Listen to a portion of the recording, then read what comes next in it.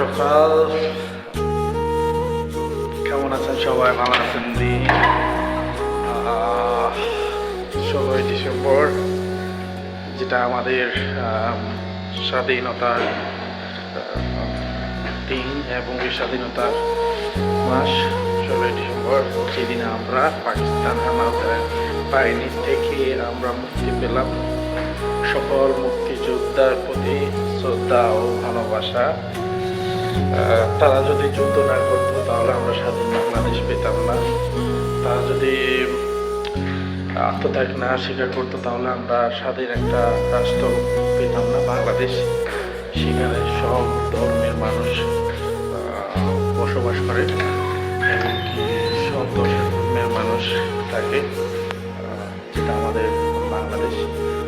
তো এইটাই, আমরা সব ধর্মের মানুষ এই